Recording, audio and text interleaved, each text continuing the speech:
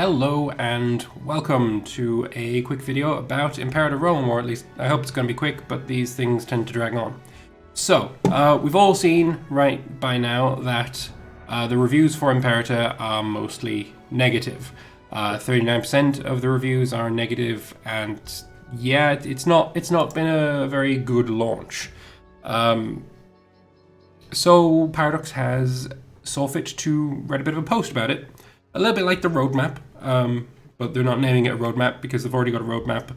But anyway, that's what we're going to go into in this video. So, hello, it's been a rocky launch in some aspects, with part of the community unhappy.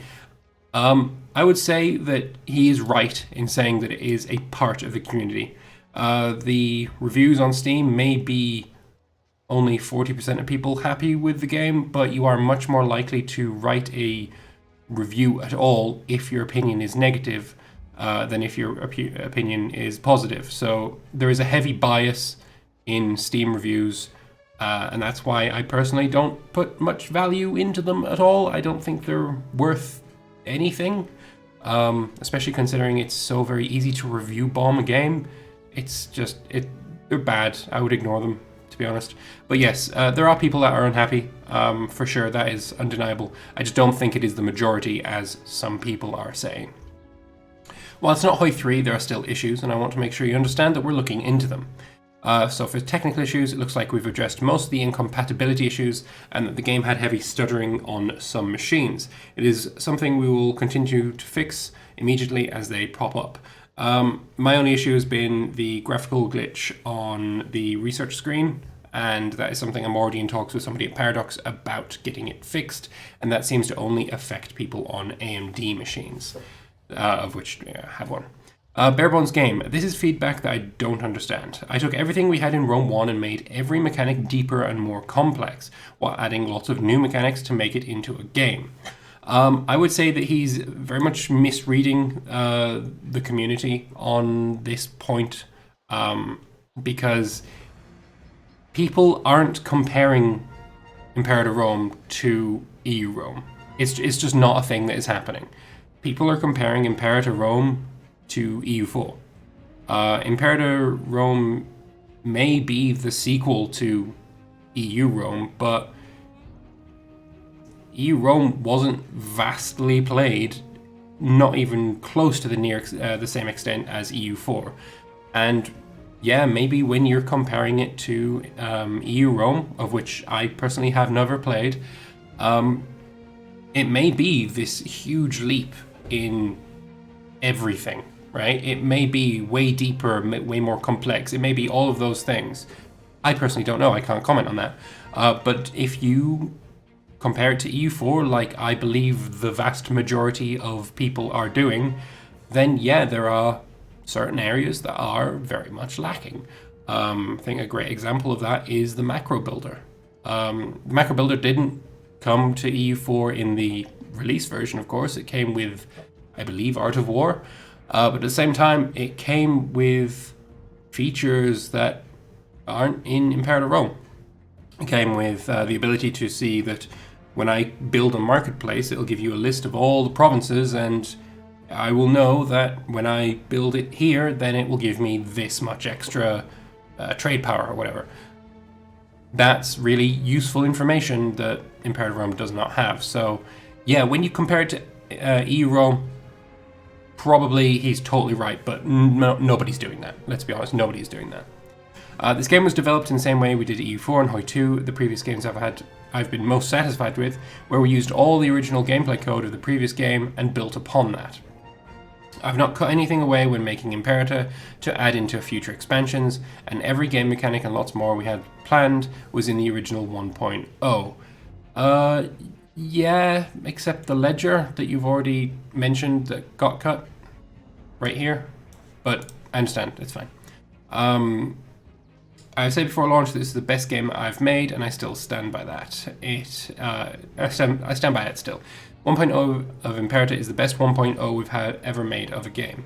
The only 1.0 I have been around for, considering I started playing Paradox games when CK2 was already released, is Hoi 4, I think, and Stellaris, of course.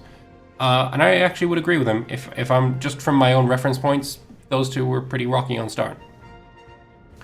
Missing UI, bad user experience. I agree that there are things in the UI that are suboptimal. Some screens are bigger than they could be, like the province interface, and some do not have all the information you may need. We're working on improving that. Some UI I deemed as optional as we ran low on time, and I wanted to prioritize the gameplay experience, so those will come in patches. So we're going to get multiplayer chat, which is the assets for that. The art assets are actually already in the game. It's just not coded in. The ledger regrets cutting it, but it'll be a first version in 1.1. I'm fine with having a ledger. I want it to be optional, and I want to remove all of the, information that you see in the Diplo screen, because that is kind of bollocks. I don't want to know how many boats my enemy has. He's keeping them secret from me. I don't want to know how many troops this British tribe has when I'm playing in fucking India. Like, why would I know that information? Why would I know how much manpower they have? Why would I know how much money they have? Their income per month, the breakdown of their income per month. I don't want to know any of that. Any of it. Unless I send a character over there to fucking spy on them. But, that's just me. Anyway, macro builder functionality. While we hadn't planned a diplomatic or army template macro builder for 1.0, we should have focused on having better interface for impact of what you are building. Yes, that's pretty much exactly what I said before. Colonization and pop management. It's functional, but not optimal. You don't say. We definitely need to improve here. I totally agree. So, a small peek at a work in progress UI. And yes, this is looking much, much better. So, this is what we have right now, sort of. It's very different. Actually, can I open the game here? I opened the game just for the music, but here, if we have a look, do I have mods on? No, I don't have any mods on, right? So this is what we have right now in the game. A huge amount of space taken up by buildings that literally does not need to be nearly as big. Honestly, you could have the number on the picture, the X, the plus, and then you've got space for 12 buildings on here. It really doesn't need to be this big. But of course, now we look at what it's going to be. Much better, much cleaner, much smaller amount of space taken up for something that does not need to be nearly as big as it is. And the biggest change is this extra part here, which has the lovely pie graphs that are oh so necessary for this game. I don't know what these are. I assume it's something to do with the holdings that he's been talking about in previous diary roadmappy things. You can see that it has the capital here. I like that. Yeah, I'm liking pretty much everything about this change. I'm wondering now what this 45 out of 72 is. He's got 45 citizens, and I assume 72 is the max amount. Sorry, he's got 45 population, and 72 would be the maximum amount that can fit in this city without starvation. That is huge. I like that. That's very nice. Recruiting cohorts and building ships. Shit. Don't ever do it from this screen anyway. It's useless. Yeah. No. Everything here is good. Everything here is good. I like it. I assume this is zoom to capital. Sorry, zoom to provincial capital. Zoom to capital city, and then that is the work in progress UI element. So that could be literally anything. But yeah, I think it's good. I think it's very good. I like it. Bad AI. Ironically, this is the game we spent most resources in writing AI for, both in time and people. Instead of basically reactive AI that had no goal and reusing old mechanics, we decided to write this AI as a new, proactive system working with plans. I understand that the effort and intent is not the same as a result, but the AI is something we did focus a lot on. I'd say the biggest problem with it is the same as in other games. It's just not aggressive enough. When I'm playing single player, say I'm playing Macedon, whatever. Say I'm playing Macedon.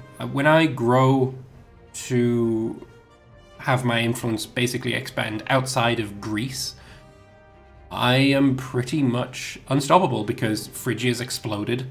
By the time I managed to reach Egypt, I'll be so unbelievably more powerful than them because I've had to, conquer all of Phrygia or whatever.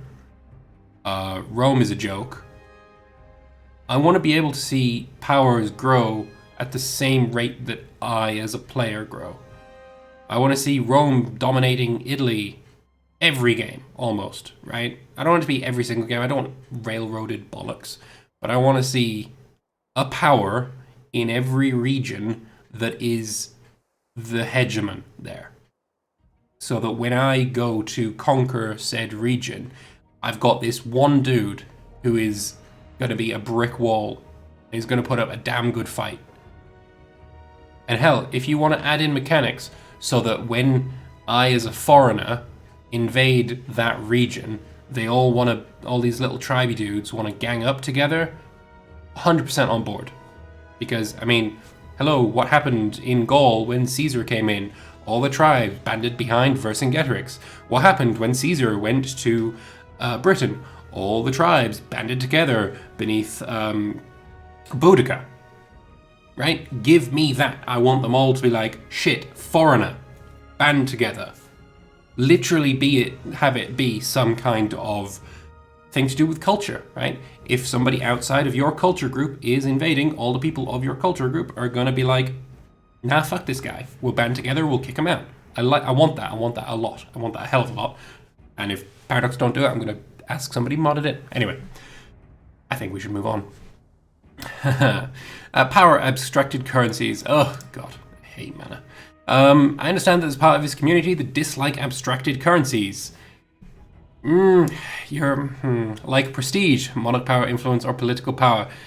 They do make it into games that are possible to balance and words. He's doing what a lot of people are doing. I feel that there's a lot of talk on the forums right now about mana. And there has been for a long time. Somebody linked to the developer diaries from EU4. And in the developer diary, where they say, look, we have this mana system, there is argument in that very dev diary from, 6.5 years ago or something, where people are like, I don't like this idea. And so it's nothing new. But what I want to say is that Johan here is doing what a lot of the mana defenders are doing, in that they are saying, oh, but this is also an abstracted currency, and you are fine with this, therefore why aren't you fine with this? And I hate that. I hate that so much.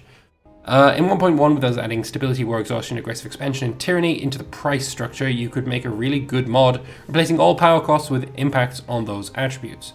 Such a mod could also completely make the instant culture conversion of a pop cost tyranny instead, making it something you do not want to do in bulk, or you could make changing an idea cost 5 stability, which is not much in direct cost but limits you in other ways. The base game will continue to use these currencies as they make for a better game, disagree, but I acknowledge that there is a group of people who dislike them and prefer another experience, so I'll improve the game to be able to support it. It doesn't make for a better game. It really doesn't. Lack of flavor. There's been a lot of feedback of the game about how most countries just feel the same to play and there are no variations. While most people appreciate that there is enough difference between settled tribes, migratory tribes, monarchies, and republics, there is not much differentiate between the different tribes other than the starting location.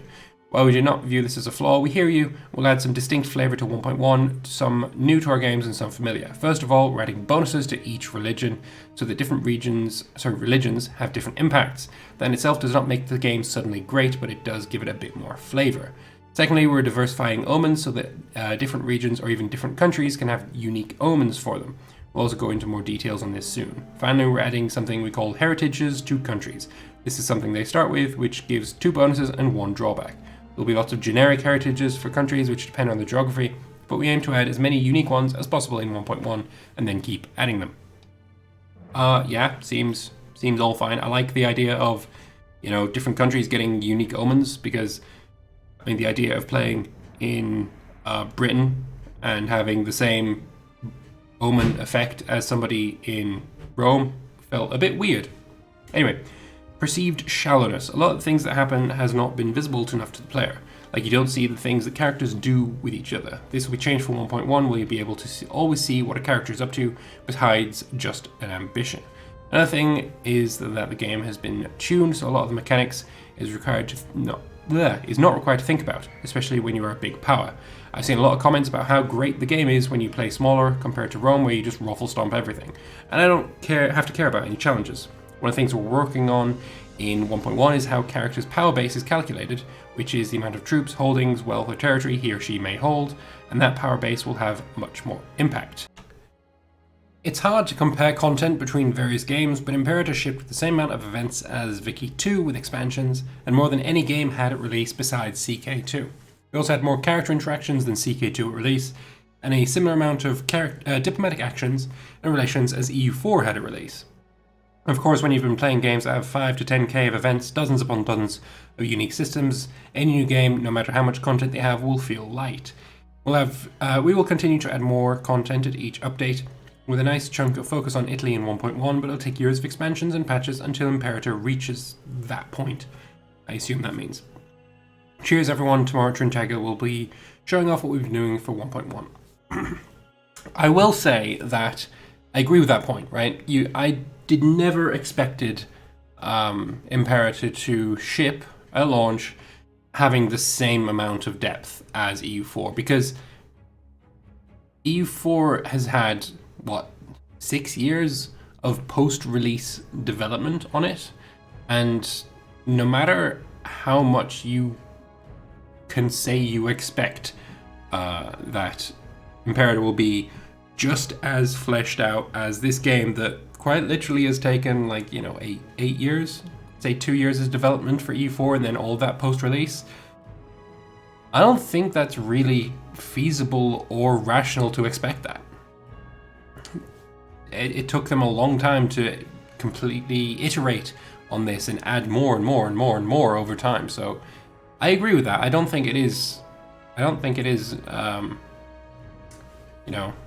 It's not enough. You can't expect it would be the same, right? I'm fine with this. But anyway, I want to go into some of the follow-on things that have been said by the devs in this thread. So moving on here. Omen diversification in 1.1 goes beyond one set per religion. Rome with Hellenic religion will not have the same omens available to it as a Greek Hellenic state. Likewise, Ptolemaic Egypt, patroning the Serapis cult, will have different omens than the native Egyptian that one to their south, which is quite nice. Also, bonus religions will of course be moddable. Always nice to see. You can't delay games when they're a few months away from release. Basically people asking, why didn't you just hold the game back to sort this out? You can't hold it when it's a few months away from release, just to have better ideas for features. When 1.1 Pompey is ready to release, I have dozens of new ideas on how to tweak and improve the games. It was naive that he assumed people would see the game we're selling and judge it from that. We streamed enormously and sent it to lots of YouTubers. I'll go on that in a second. And were honest about what was in it. I will agree that they were honest about what was in it, but as one of those YouTubers, one of the things that we were told what was part of our embargo was no reviews, right? From the 18th, we were allowed to release videos on the game, but reviews were under embargo until the 25th. And so if there was something like that we found that we didn't like, we weren't really allowed to point it out. But the same is the other way around. It's not just we're not allowed to talk negatively about the game. That's not it. Because we weren't allowed to do positive reviews of the game either, right? It was no reviews. And review style comments in videos or anywhere else on Discord or Reddit or wherever. It was review style stuff was quite heavily clamped down on. Whether that is a good thing or a bad thing, that is not for me to say. That is not for me to, do anything about. That's irrelevant for me. Like I say, I don't really do reviews. I have got a review planned for Imperator. 1,600 words into it so far. But yeah, clearly I wasn't in time for the embargo. But that's, it's another thing entirely. Anyway, some more stuff. What are the chances of CK2 game rule menu in the future patch? You don't think that game rules are good, especially not in games that rely on good AI. They already kind of have game rules in the mixed gender AI thing, mixed gender rules, but that's pretty much the only one. What would you really want for game rules, though? I don't really get what the point of them would be. You want fantasy stuff? Yes, no. There is no fantasy stuff to say yes to anyway. Maybe if they add fantasy stuff, then a game rule will be in that says, no, I don't want this. I don't know. This one I find particularly heartbreaking, really. It'd be so easy for the devs to say, fuck it, if that's how we're regarded and treated by some elements of the community, then we'll step back from the level of interaction we have with them. And Johan replies that it's happened in the past and it will happen again. We lost many great developers through the years due to community comments. And I just gotta say, that hurts, right? Because I've seen some horribly vitriolic comments about the devs, about Paradox, about everything to do with this game over on Reddit and on Facebook and in the forums and on the Steam page. And I would totally understand if one of the devs would be like, you know what, not interested in this shit. I totally get it, and it sucks. And if you're one of those people, fuck you, basically. You can be critical without being a bastard. I urge you to be critical about everything, not just this game. Critique is great. Positive critique, negative critique, critique is great. Being a bastard is not okay. Lambert's tips. There you go. Buildings need to have a purpose, though. Yeah, this guy wants more buildings, aqueducts, baths, libraries, etc. Buildings need to have a purpose and a benefit to being built. Yeah, they do, but those could also have benefits. There are more than just 3 things that you could improve. You know, food, civilization, and what's the other one? Manpower. There are more than 3 things to be able to improve, and these things could totally have benefits. You just need to think of them. Baths could also have something like happiness, right? Libraries could have more civilization value. Aqueducts could have, I don't know, more food, I guess, maybe? Depends if you're gonna have like a sanitary system. I don't know. Yeah, but that's pretty much all I want to talk about. There's other things in here, but there's not really much I want to touch on. I like the direction that the game is going in with regards to having the stability cost be a scaling thing. That's a good direction, and for the most part, I agree with most of what's saying here. The fact that they're going to improve the EUI is great. But we'll just have to see to what extent that gets done. But that's enough for this video. I've ranted on long enough. So I want to thank you all very much for watching the video. I hope you've enjoyed it. Hope you had something to think about. Please do leave your thoughts in the comment section below, and I will see you guys in the next one. Goodbye.